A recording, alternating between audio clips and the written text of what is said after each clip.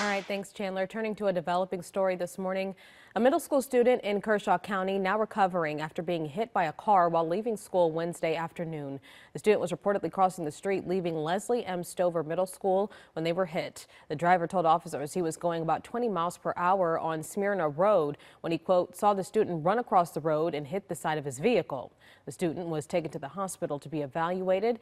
The Elgin Police Department now investigating that accident. Well, we reached out to the Kershaw County School District about whether there are crossing guards at the school and received this response that reads in part, quote, "We are not required to have crossing guards. However, the town of Elgin provides 2 officers to direct traffic at Blaney and Stover during dismissal."